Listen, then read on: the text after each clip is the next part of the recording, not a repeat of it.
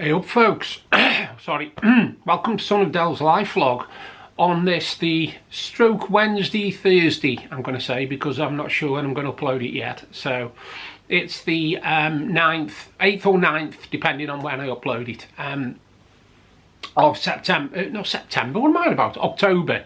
It's been that long since I've done a vlog, I forgot where I'm up to. Now, on today's vlog, I've got two unboxings of the horror book subscription box. I'm not going to make a good job of this today, am I? Horror book subscription box for August and September. I've also got a book review of Don't Flinch, which is a Stephen King book. I'll be reviewing a TV series called Mobland. I've got a jigsaw gallery with all the jigsaws I've been doing since my last vlog. And I've also got the last word today, which is loneliness. The last word today is loneliness, and there's also a jigsaw gallery thrown in there as well, and also since my last vlog. So quite a lot to fit in. This is the first of two vlogs I'll be doing. I'll be also doing a special one, and I'll tell you about a bit more about that later on in since my last vlog. So coming up first, it's the two unboxings. First August and then September, for the Abominable Book Club horror book subscription box. Whew, I've got all that out.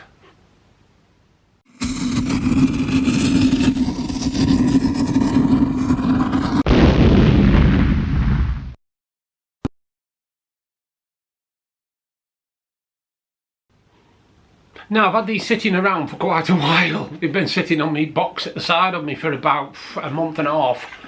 And as you can see, chips and everything in there, it's all literally straight out the box. So my first box, well, I'll do my first thing first. What have I got here? I've got some freeze dried crunchy mangosteen. Never heard of it. And it's called Cookie, and it's a pretty unique gift, it says. Looks pretty dirty. And I've got until June 2026 to eat it. So it's, the company's called Cookie, and it's dried mangosteen. It's a new one on me, folks. I'll have to let you know what that is on the next vlog. Feels like, I don't know what it feels like, to be honest. Second book thing in the box is, of course, the second-hand book. I always have to snip it. 1, 2, 3, 4. And then I can hopefully get into the box. Right, let's see what book I've got for second hand, shall we? It is by a woman called Louise Jensen, and the book is called The Family. Ooh. It says, a clever addictive thriller. Once you're in, they'll never let you leave. Ooh, that sounds pretty creepy. Yeah, it's got, no, didn't, it's where a sticker's been. I thought it had one of them upraised edges then, but it hasn't, it's where a sticker's been. So it's called The Family, and it is by Louise Jensen, the million-copy best-selling author. I hate to say this, but I've never heard of it. Shows you what circles I read, doesn't it, really? So that is the second item. So the first one was the Cookie freeze-dried mangosteen. Right, the book this time, we have got, well, I'll get the bits off it. We Are Always Tender with Our Dead. Nice.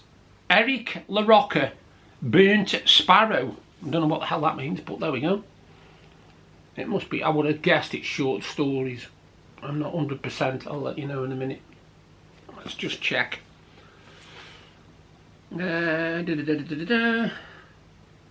Devastating story of a small New England community rocked by an unforgivable act of violence. No, it isn't. And also, the beauty of it is, I'll do it like that, it's sprayed edged, and they are coffins. Nice. They are coffins. Beautifully sprayed edged, actually. Really nice book, that. And inside, more coffins. So there's an emphasis on coffins, and the beauty of this one is, it's signed by the author. So I have a signed, sprayed edged book. That is the third item. Oh, cool, something good to go and meet. I collect pin badges, as you know, and this one is Now I think this is the little kid off Omen. I'm not 100% certain, but I think it's the kid off Omen when he's racing his bike around the hallway. Or it could be the kid out The Shining. I'm not 100% sure, because in the Omen there's a kid who's on like a trike, and he races it and races it and races it so that his mum will go over the banister. If you've never seen the Omen, if you've ever seen the Omen, you'll know what I'm talking about. So that is what's in. Sorry, that is the third item, and it is a rather cool pin badge. Right. Instead of starting with this, I thought I'd leave this for a little bit because it's the one that's always in, and it basically is me drinks, and I've got hot chocolate, I've got a coffee bag, I've got whatever that is that lemon and ginger again? Lemongrass, citrus and ginger, so that'll have to go to next door because I can't have ginger. And that's me drinks, basically, me drinks bag, which is in every box. Let's see what else I've got here. Oh, a couple of good bookmarks, I think that's it then, isn't it? I think this is it. I think it's the sprayed edge boot that... Oh no, there's something else here. Sorry, what the heck is this? Wild Things Fruity Flyers. Oh dear. Way less sugar, wildly organic and purely plant-based. What the heck are them? I've never seen them before, either. So that's 2 bags of goodies then. The... let me get it. The cookie, freeze-dried mangosteen, and the weird jelly-like, yeah, weird creature tentacle things, whatever. The bookmarks are where the good and the bad and the worst and the best have gone to their eternal rest. What a cool name, that. The Edgar Allan Poe fan club. That's advertising. I've read a fair few of Edgar Allan Poe's. Murders in the Rue Morgue. I've read, hold on, Pit and the Pendulum. I've read quite a few. The Cat and the Canary. Again, you get your Abominable Book Club bookmark with information on the back. It's usually some sort of like a story. But then obviously if you scan that, it tells you all about the contents of the box. So, my first box, when I can get all the bits off me, is Eric LaRocca, Burnt Sparrow. Burnt Sparrow, we are always tender with our dead book. And it's a sprayed edge one with coffins, blah blah blah. That's brand new book, that. Obviously I've got my 2 bags of munchies, which I showed you earlier on. I've got my pin badge of the kid on the trike. Yeah, kid on the trike. I've got the second-hand book, Louise Jensen, The Family, which sounds like a pretty good thriller. Give that a bash. And obviously my 2 bookmarks and my bag of drinks. And that is August's box for the Abominable Book Club subscription horror box. Now this is September's box, and I tell you something, it is heavy. It is one of the heaviest boxes I've had, so I have no idea what's in it. I'm going to find out, aren't I? Alright, oh, that could explain it. There's more than one book. Right, the first thing I've got here, You Would Do Anything to Protect Your Child, Even If She's a Monster. And it's called Blood Like Mine by Stuart Neville. Creepy cover. Blood Like Mine. So, big thick book that, isn't it? It's heavy.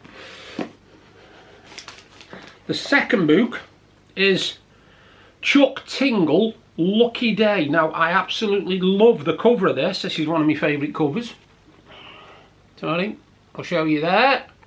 And then upside down is there. So you can have it that way. And it's by Chuck Tingle. It's called Chuck Tingle, Lucky Day, All Bets Are Off. So it is by Chuck Tingle and it's called Lucky Day. Another nice, quite thick book, that. That's 2 really good books there. I've got a block of chocolate, popcorn and peanut flavour, called Gnaw, G-N-A-W, Gnaw, silent G, Gnaw. There's a block of chocolate. Me usual, me bag of drinks. Again, I'll just quickly check, but it's usually the same sort of stuff.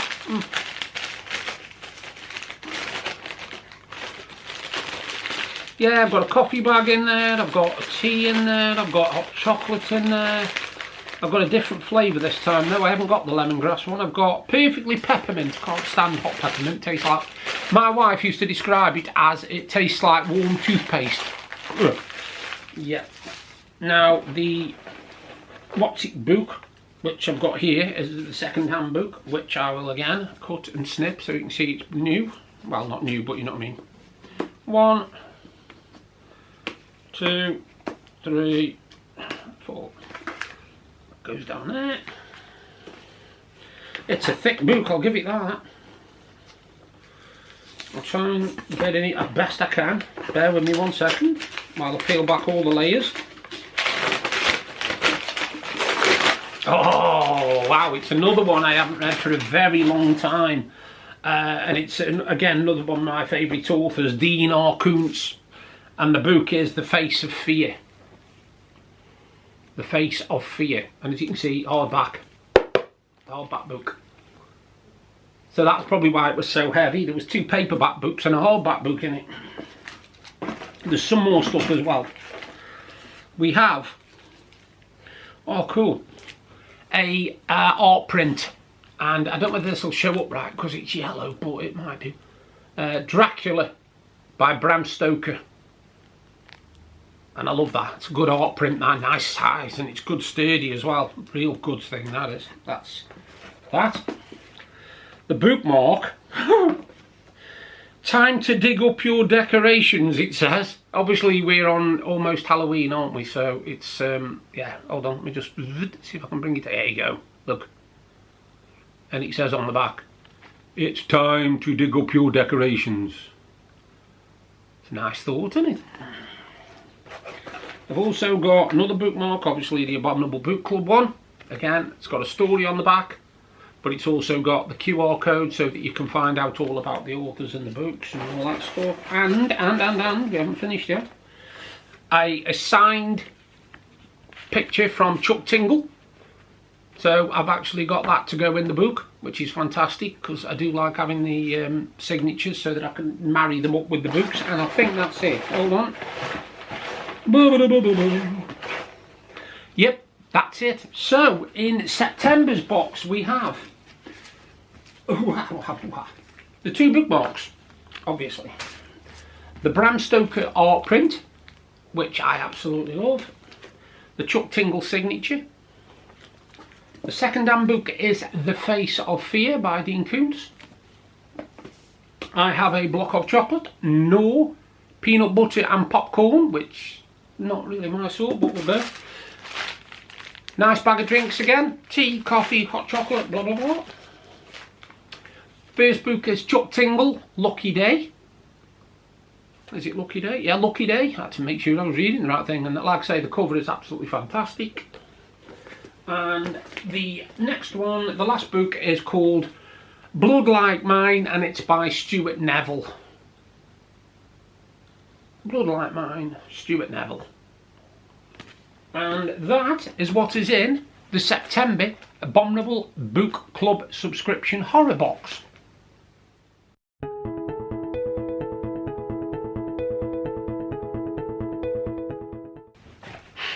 So, since my last vlog, look, just let me move around a bit. Since my last vlog, I have been on holiday. I've been to Cornwall for a week, and a second vlog to follow this one in the next few days basically is my 7-day journey in Cornwall.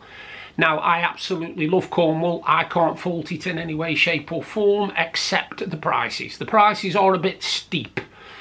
We stayed at a place called Park Dean Resorts in Holywell Bay, and it was absolutely brilliant. We had superb weather for every single day, and as we didn't go till near the end of September, I think that's pretty good going. We went from the 20th to the 27th of September, and the only time we had a smidgen of rain was on the way down there, which doesn't count because it wasn't in Cornwall. And on the Sunday, we got there on the Saturday, on the Sunday in St Austell, it rained for about 3 minutes. And that was it, and it hardly came down. It wasn't even enough to get you wet. It really wasn't. It was literally just spitting, and then that cleared. And from then on until we came home on the Saturday morning, it was beautiful. We had absolutely fantastic weather, as you will see from the vlog that follows, because I've got all pictures and videos of, we went to Newquay, Perranporth, Land's End, we did Jamaica Inn, we did Tavistock, we did, what else did we do? Tintagel, Boscastle, we did quite a lot of places. Even did Penzance, we managed to slip Penzance in there, and Truro Cathedral as well, which was stunning. Again, you'll see all that, I've got all that in the next vlog. Now, the beautiful thing about Cornwall, sorry, is I love the place. I absolutely love the place, and if I had the money, I would move down there in a heartbeat, because it feels, every time I go to Cornwall, I feel like I'm home. I know this sounds a bit bizarre, but I feel like I belong there, like it's somewhere I should be. Now, me and my wife, my late wife Deb, we actually had plans to move down there and basically live out the rest of our lives down there. We were going to pull out all the stops and get a nice little flat. And then as we got more and more progressed into Cornwall and how long we've been down there, then we were hoping to put it towards a house, because Deb was hoping to open up a little business doing crafting and also a little cafe type business, so she could have cafe one side, crafting the other. I was going to be doing the accounts because I'm good with numbers and maths and stuff. And it was a nice little dream, it really was. And by now, we'd have probably been saving to move down there. It didn't feel the same without Deb, I must admit, and I did manage to get through the first couple of days, but as soon as I got to Newquay, which is a place me and Deb absolutely adored, and still do, as soon as I got to there, I had a breakdown. Really did. I was very upset. It was very horrible to not have Deb there with me. I wasn't very happy about it at all, and it did leave a massive lump in my throat, it really did, because it was a place where I took Deb, one of our first holidays together, and I remember saying to her, look, we'll go down there, we'll spend a week, because I'd already been down there a couple of times. We'll spend a week, and if you like it, we'll move down there when we can afford it. She'd only been there about an hour and a half. We'd walked literally just down Newquay Front, and she said, I can live here, I would want to live here. And that was it. It was set in stone that was something we were going to do by the time she was in the mid-50s and I was coming up to 60. We were hoping to be down there and settled. It's just an unbelievable place. I mean, if you've never been to Cornwall, you should. And if you've ever been, hopefully you will know exactly why I feel the way I do about it. It is so relaxed. I don't mean the backward in any way, shape or form. It is relaxed. They take everything in their stride.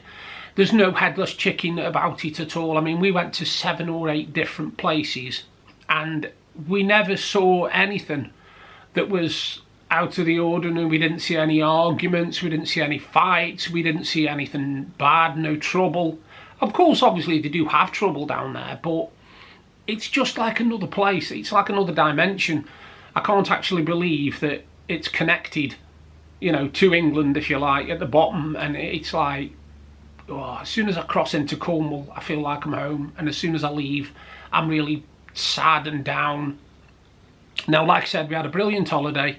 The only thing, the problem was, when we were on Parkdean Resorts, was obviously they've got you once you're in the resort, so anything that you want to do on site is expensive, because one night, the first night we got there, me, Steve and Mandy, which is my sister Mandy, and my brother-in-law Steve, who took me down for the holiday, and we had, you know, there was just the 3 of us in a bungalow, and we decided to have a meal out on the first night, and it cost over £55 for 3 of us, and we didn't even have a drink, and we only had mains as well. We didn't even have starters or desserts.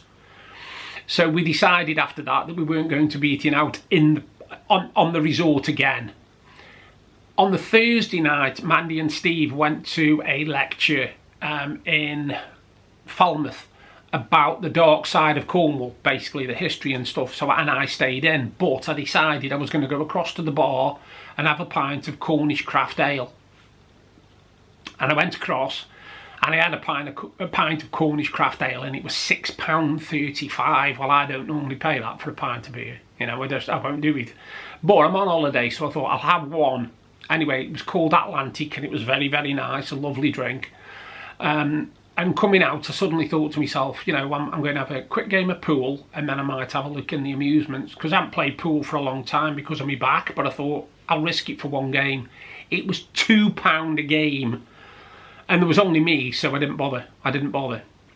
So then I went into what they call the amusements, and I went in, and it's the first amusements I've ever been in where there's no fruit machines. There's not one fruit machine. There are all these games of chance things and put money in and 4 balls and all this kind of guff. And I really, really was disappointed. I was actually back in the apartment for, what, about an hour after I'd left. And I expected to be out for at least 2 or 3 hours. So in the end, I ended up going back, getting a can of beer, settling down and reading. Just reading for about 2.5 hours on my Kindle. So yeah, it was a fantastic, wonderful holiday. Now, something else, since I last spoke to you, is obviously I told you before that I was having a wet room. I'm still waiting on that because my landlord still hasn't been in touch with the adaptations team with the facts and figures to find out, you know, when they're going to get it done and how much it's going to cost. Because it isn't costing me anything, because it's sort of like a grant from the adaptations team. Now, at the same time, as I knew I was getting this wet room, I thought to myself, right, I've got palm crutches that I have to walk with, you know, the ones with the palm hand support and also the arm support, right? Now, the ones I had, they were never the right size for me. And about 7, maybe 8 years ago, me and my wife were up at the hospital. I can't even remember why we were there. And we called in at the physiotherapy department, because that's where they issue them. And a gentleman said, yes, he said, I've taken all your details. When we have some in for taller people, I'll give you a call. Well, that was 7 or 8 years ago, and I still hadn't heard anything. So I decided, off my own bat, to get some off Amazon. And they came today, believe it or not. The only trouble is, they're not the right height. They're still too small for me. I still can't stand upright like I would need to. I'm hunched over, and I don't want to walk hunched over because of my spine. So I've had to send them back and order some that are special for tall people.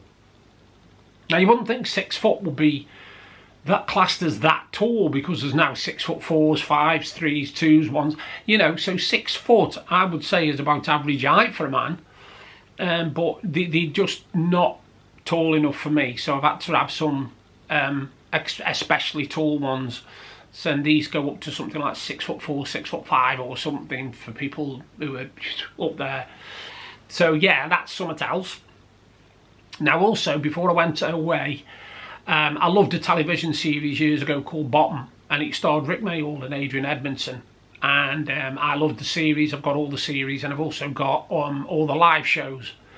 And I wanted the book that they brought out called Talking Bottom, because it's basically about the entire lot, plus behind the scenes, little anecdotes and all sorts. And I couldn't get hold of it for love nor money. Every time I went on Amazon, it kept saying, we haven't got this in stock, we haven't got this in stock. I went on to Waterstones, they hadn't got it in stock. So in the end, I saw a post on Facebook from a couple of people associated with the actual Bottom series. And they were advertising that they could get me the book and the tea towel. So anyway, I thought, okay, in for a penny, in for a pound. And I actually, when I got back off holiday, this was waiting for me. Now, if you get a chance to read it, it is absolutely fantastic. I'm only that far through it, as you can see, if you do it that way. I'm that far through it, the top bit.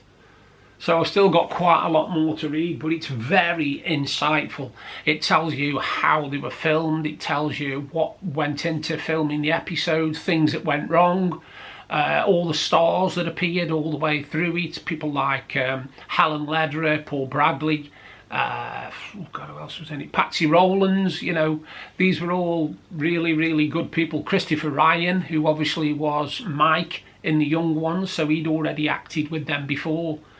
But the other thing that they sent me was this, and it's like a mock tea towel. And the pub in the series, the pub that they always visit, is called the Lamb and Flag. And what they sent me was this tea towel, and basically what it is, It's a mock-up of what the menu would look like in the Lamb and Flag, but it hasn't got normal stuff in it. It's got things in it what are used in the TV series. So one of the drinks on here is Old Spice and the best tea in London served cold. Now you won't get the reference unless you've watched the Bottom TV series, and then it will all make perfect sense. So if you get a chance, go onto Facebook, type in Bottom. Don't type in Bottom on a search engine for God's sake, but type in Bottom and you will definitely get onto the site where you can order these things if they've still got any left. I don't know if they've still got any left, but if they have, you want to get it. It's absolutely fantastic, it is. So yeah, that's what I've been doing. While I was in Cornwall, I bought a fair few things. I bought some clothing, which again I might show you on the end of the Cornwall vlog, because that's associated with that. I bought 2 Cornish jigsaws. Now normally I don't buy jigsaws when I'm on holiday, but I saw these 2 jigsaws which are very, very good because they're map ones of Cornwall, and one explains about shipping, one explains about pirates. And what I love about them is when I went onto the website to try and like see if I could order them online, you can't. The people who make them only sell to businesses. So I got them while I was there, because I know otherwise there's no way I'd be able to get them, because the only place you can get them from is in Cornwall. So I got them. I got some clothing, and I mean literally like boho clothing. My wife would have really approved because she was into all that. And I've also, what else did I pick up? I picked up loads of fridge magnets for people. Everybody wanted a fridge magnet at Cornwall. While I was down there, I had one proper Cornish pasty and 1 cream tea. I was very, very good. And when I weighed myself last Friday, it had been 2 weeks since I last weighed myself, and all I'd put on was 0.01 of a pound. So way to go me. I'm dead chuffed because I'm still at 15 stone. And when I first started this journey, I was 16 stone 2. So I'm really, really happy with the fact that, you know, I've managed to keep that even when I was on holiday. Now the fun doesn't stop there, because next Monday I've got a friend of mine coming up from down south, Steve Cook. Hello Steve. And he's coming up for a few days, and so I don't know what it's going to bring, because obviously the weather, depending on the weather, depends on what we get up to. But I know for a fact that I'm meeting him on the Monday and we're going for a Costa. That's a definite, and it's his birthday while he's up here. I'll just tell everybody, you turn 53, don't you, mate? Yeah, that's it. Now also, speaking of 53 and friends of mine, my friend who I've had since I was 15, called Ian Maddock, he finally got married on the 20th of September, the day I travelled down to Cornwall, so I couldn't even be at his wedding. But he married Lisa Owen, and now she's obviously Lisa Maddock, which is fantastic. So Ian and Lisa, they are now a couple. Fantastic, congratulations. I'm glad the wedding went fantastic. I just wish I could have been there, and thank you for reading out the words which I sent. I hope they went down okay, and I hope to see you both soon. So yeah, that's been literally, it's been a bit non-stop-ish.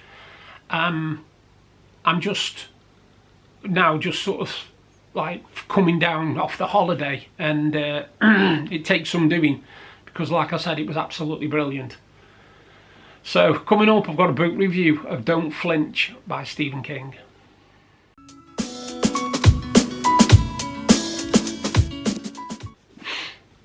Now, I'm a big Stephen King fan. Excuse me a minute. I'm a big Stephen King fan. I've watched nearly all his TV shows and every film and blah, blah, blah.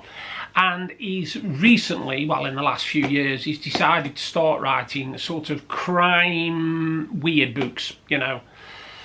He started, I think, with Mr. Mercedes. I think that was his first one, and that was made into a TV show.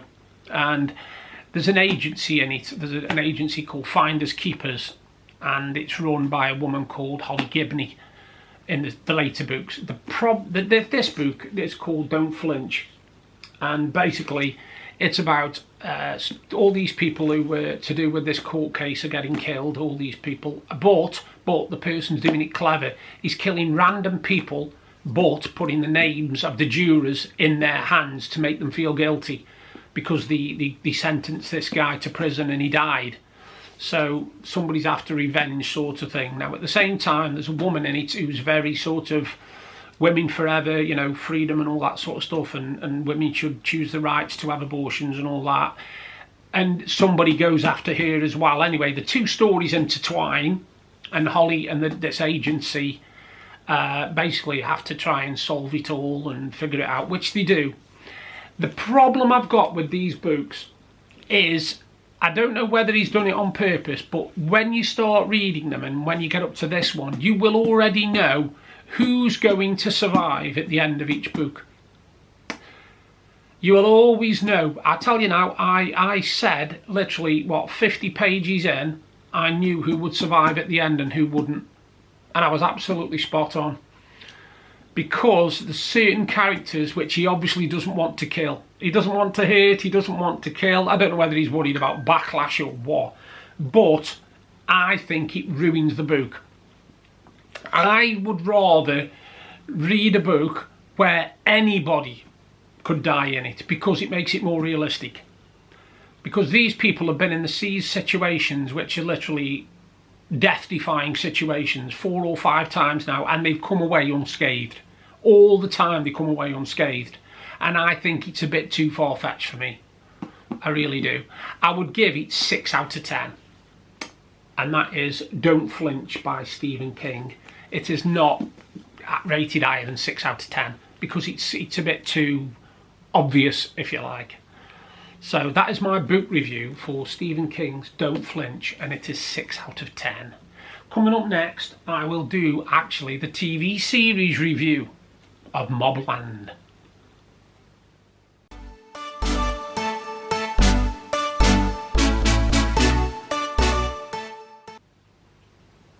Now, I'd seen Mobland advertised a few times on my Facebook page, and I got to start watching it about 4 days ago, and I watched it all in 2 days. It is that good. It is a thriller set in London, and there are 2 families in it. They're Harrigans and the, let me get this right now, Stevensons. Now, they are both rival gang bosses and families and blah blah blah, and what it basically centres on is Tom Hardy. He is the main guy in it, and he is playing Harry D'Souza, who is basically a fixer for the Harrigans. He's a fixer for them. He sorts everything out. He, you know, if there's anything, any loose ends that need tying up, he does it all.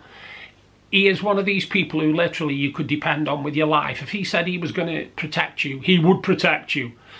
And Tom Hardy's absolutely fantastic in it. He's a fantastic actor anyway. I think he's so underrated. I've never seen him in anything that's made me doubt his abilities. He is brilliant.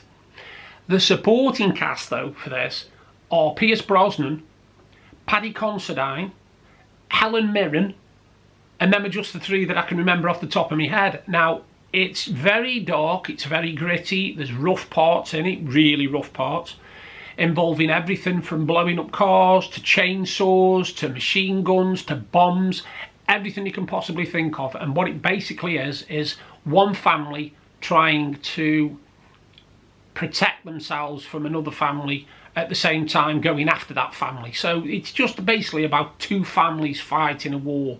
Now, there's so many twists and turns in it, it's like Spaghetti Junction. You've got to try and figure out exactly why things are happening and who is pulling the strings, because somebody is manipulating everything that's going on. Now, characters pop up that you don't know, you know, you've got no idea why they're there or anything, and I think that will be later explained in season 2, which comes later this month. Now, for me to watch a TV series in 2 nights, 10 episodes, means it's good.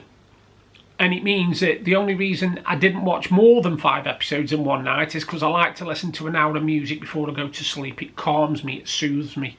And if I don't get my music fix, I do not sleep well at all. I have nightmares and I have really, really bad night's sleep. So I listen to music for an hour.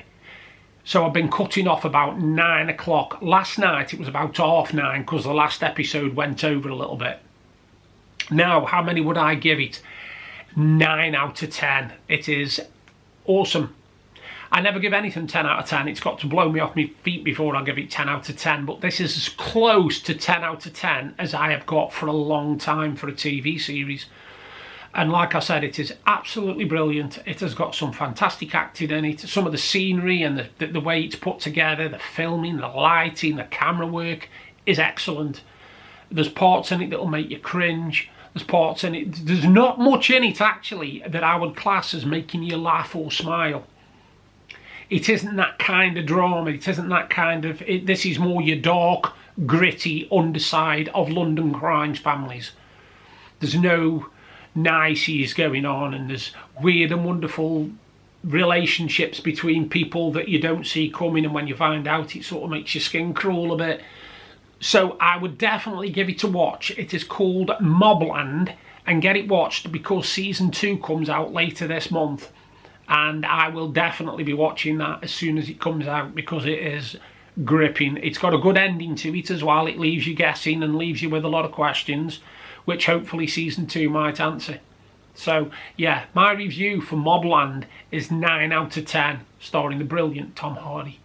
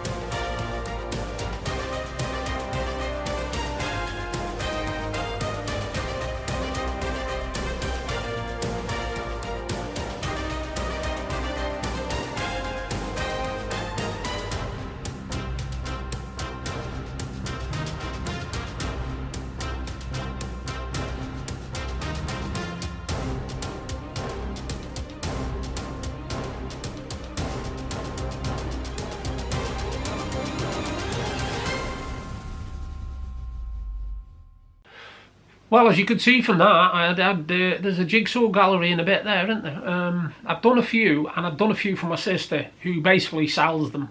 I do them, make sure all the pieces are there, because obviously nobody really wants to buy a Jigsaw if they know there's pieces missing. If there's any pieces missing in any of the Jigsaws, I just bin them straight away. So my sister literally has had 6 or 7 of these Jigsaws in the last, month that I've done, and I'm just doing another one for her now, so...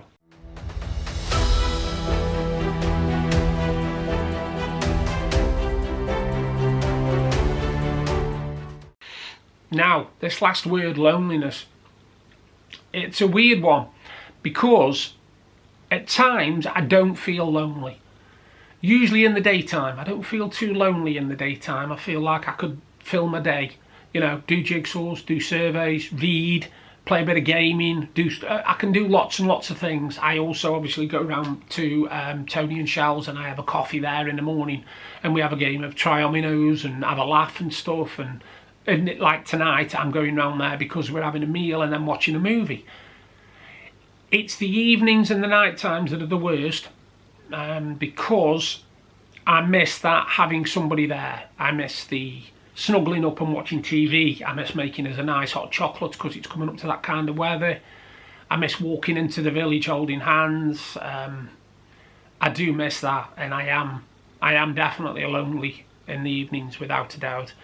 I don't think I would be very good in another relationship. I don't think. I'm not sure, I'm not 100%, but I don't know whether I would feel comfortable with another relationship. Because, you know, as they say, if you've had the best, why would you bother with the rest and all that guff? But I do believe that Deb was 1 in a million, my late wife, and I know a lot of husbands will say that, I know a lot of wives will say that about their husbands, but she really was, because I couldn't find anybody who could say a bad word about it. Now, the loneliness thing, I've joined a few groups online. One is called Grief, and it's about moving on, because even though it's been almost 2 years, I still don't feel like I've moved on. I really don't. I have made a big effort in the last few days. I have actually sorted all of Deb's clothes out and got them ready for charity shop. Now, the reason I've done that isn't to get rid of Deb. It's nothing to do with getting rid of Deb. It's the fact that all her clothes are sitting there and they are wearable. Some of them haven't even had the tags taken off and she never got to wear them. And I don't think she'd like the idea of them sitting in the wardrobe gathering dust. So I've been bagging them up, and my brother-in-law has been taking them to a charity shop local called Brian House, which is a children's charity, which is very ironic because Deb was a qualified teacher. She was a qualified primary school teacher. So I think that sort of is a fitting place to send all her second-hand clothes. And to know that they will definitely get worn, because a lot of them are boho style.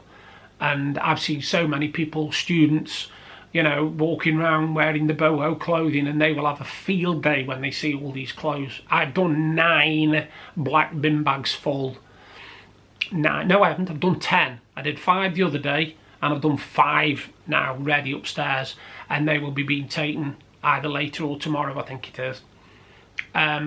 Loneliness is one of those things that gets you at certain times. It's not there all the time, and it isn't there all the time.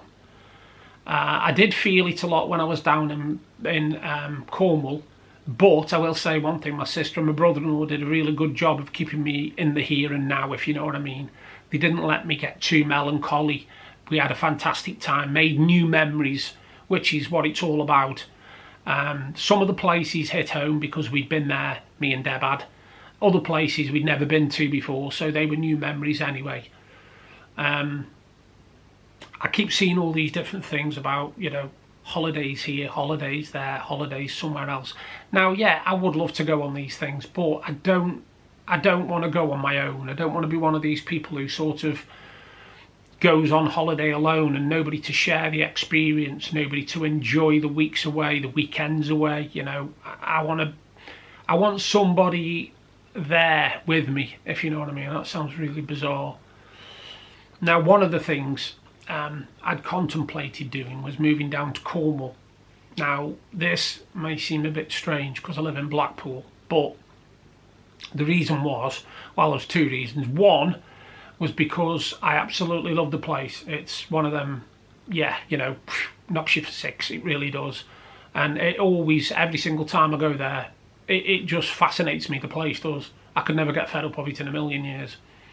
The second reason is a bit more personal, and I'll keep that to myself. But like I said, I was going to move down there. Now, while I was down there, I did look at some flats, because obviously I would not be able to get a 3-bedroomed house down there like I'm in now. No chance. Not in my budget. Some of the 2-bedroom flats were £2,000 a month. So you can guess the kind of scale I'm working on. I looked at a couple of 1-bedroom places, which were only sort of, and this sounds only, but they were about £850, £900 a month. Now, that might sound a lot, but in Cornwall, that is peanuts. Some of the houses there are worth £750,000 to £1 million just on a normal street. You know, you don't even have to go to the big places. We're talking just normal houses. So in one way, yes, I would like to go down there. It would be brilliant. And another way, I wouldn't, because it scares me being on my own and not knowing anybody and having to live my life from scratch again. So that's kind of up in the air at the moment. Now, when we went on holiday, the beautiful thing is, what my sister and my brother-in-law did was they booked for next year.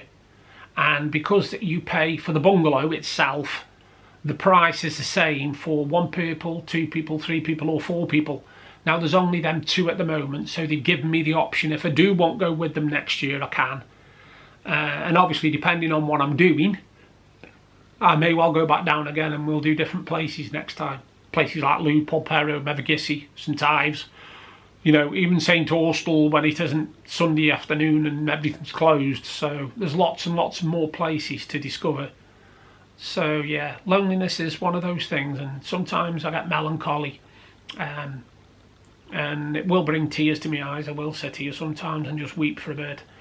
Other times it will just come out in a poem and I need to write it down as fast as I can. But having friends and having family is very, very important because it helps with your loneliness. My sister's always said to me, you know, any night you want to, you can come up here, just let Andy know, and he'll come and fetch you, and you can stay here a few hours, have a cup of coffee and tea or whatever, and we can have a rattle. And that's what we do, me and my sister, you know, me and Paula. That's what we do. Or sometimes she'll come down here with Andy and they'll have a can and a drink each, and we'll talk for about half an hour, 45 minutes. So yeah, it's nice to have that. Tony and Shell next door, they've been brilliant. They've been there all the way through for me.